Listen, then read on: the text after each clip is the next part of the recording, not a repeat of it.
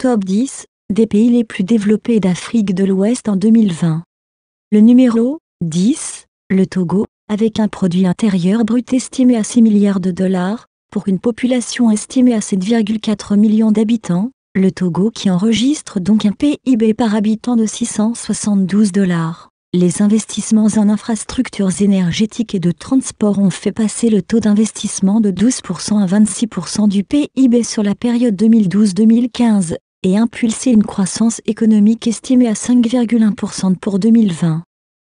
Le numéro 9, le Niger, avec un produit intérieur brut estimé à 10,35 milliards de dollars. La croissance économique est en voie d'accélération malgré un environnement extérieur difficile. Elle devrait passer de 5,2% en 2018 à 6,5% en 2019, a estimé le FMI à l'issue d'une mission à Niamey. Cette croissance sera favorisée par une bonne campagne agricole et la mise en chantier de grands projets d'investissement, souligne le FMI, qui juge la situation budgétaire du pays dans l'ensemble satisfaisante. Le numéro 8, la Guinée-Conakry, avec un produit intérieur brut estimé à 14,40 milliards de dollars. Avec un PIB par tête de 878,60 dollars, la croissance économique de la Guinée est restée constante grâce aux réformes portant sur l'amélioration de l'environnement des affaires. La croissance du PIB réel est estimée à 6,2% pour 2019, 6,0% en 2018. La contribution du secteur tertiaire à la croissance, amélioration du trafic du port de Conakry, croissance de la téléphonie et exploitation de nouveaux complexes hôteliers, était de 3,6 points en 2018, celle du secteur primaire de 0,7 points, et celle du secondaire de 1,7 points.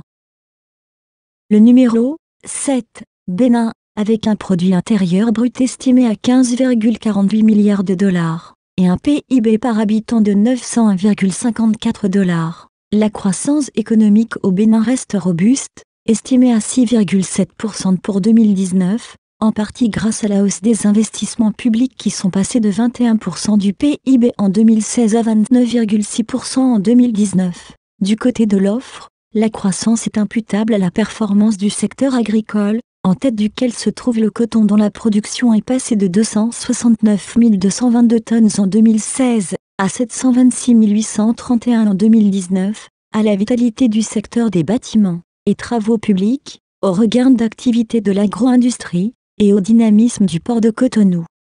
Le numéro 6, Burkina Faso, avec un produit intérieur brut estimé à 15,85 milliards de dollars, et un PIB par tête de 715,12 dollars. Le taux de croissance du PIB est estimé à 6% pour 2019, 6,8% en 2018, tiré principalement par le dynamisme du secteur secondaire, 8,3%, et des services, 6,6%, et la progression soutenue de la consommation privée, 7,5%, et de la consommation publique, 6%.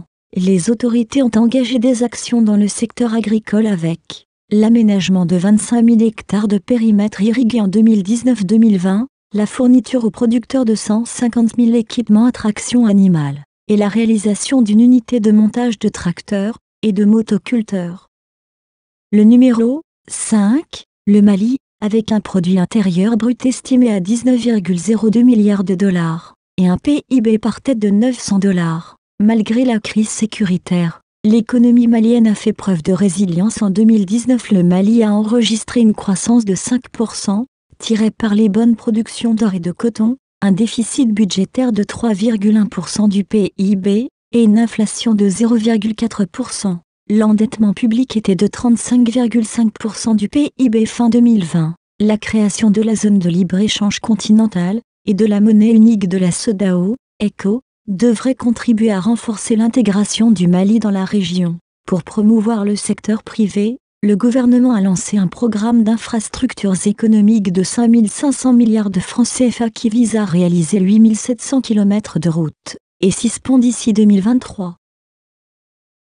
Le numéro 4, le Sénégal, avec un produit intérieur brut estimé à 25,77 milliards de dollars, et un PIB par habitant de 1521,95 $. La croissance du PIB réel s'est maintenue au-dessus de 6% depuis 2015 sous l'impulsion du plan Sénégal émergent 2014-2018.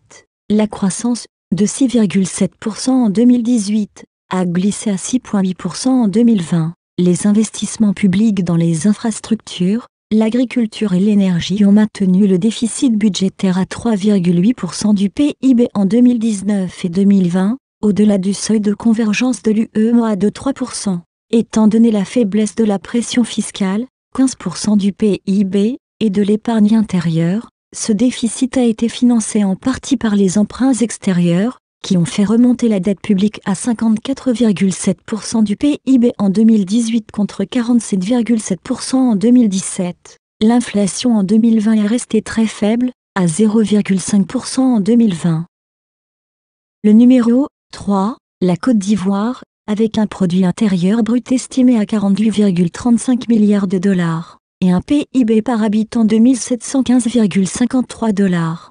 L'économie continue d'afficher de bons indicateurs. La croissance du PIB réel était de 7,4% en 2018 et 2019 et pourrait rester supérieure à 7,0% sur la période 2020-2021 dans l'hypothèse d'une bonne pluviométrie et de termes de l'échange favorable. Le secteur des services reste le principal moteur de l'économie avec une contribution à la croissance de 3,4 points en 2018. L'industrie a contribué de 1,5 points en 2018 grâce au dynamisme de l'industrie agroalimentaire et des bâtiments et travaux publics. Le secteur primaire a contribué 0,8 points grâce à l'agriculture qui a bénéficié d'une bonne pluviométrie et de la distribution des semences par l'État.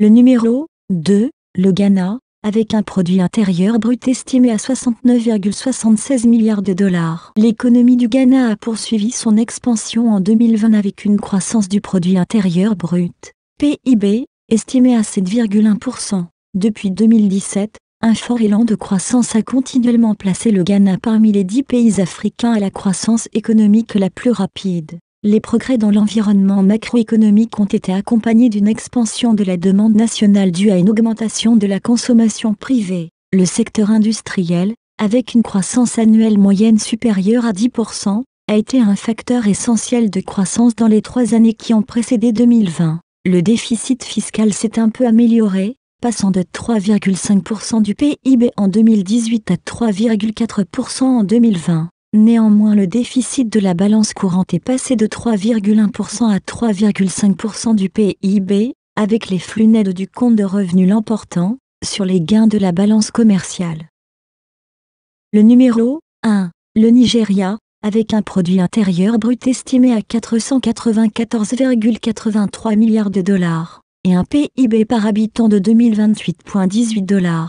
La croissance du PIB réel a été estimée à 2,3% en 2019, soit un peu plus que le 1,9% de 2018, principalement en raison de la croissance du secteur des transports, du secteur pétrolier et des technologies de l'information et des communications. L'agriculture a été touchée par des inondations sporadiques et par des conflits entre éleveurs et agriculteurs locaux. Le secteur manufacturier continue de souffrir d'un manque de financement. La consommation finale des ménages a été le principal moteur de la croissance en 2019, renforçant sa contribution de 1,1% à la croissance du PIB réel en 2018. L'effort visant à rabattre l'inflation dans une fourchette de 6 à 9% s'est heurté à des contraintes structurelles et macroéconomiques, notamment la hausse des prix des denrées alimentaires et des arriérés de paiement, ce qui a abouti à un taux estimé à 11,3% pour 2019.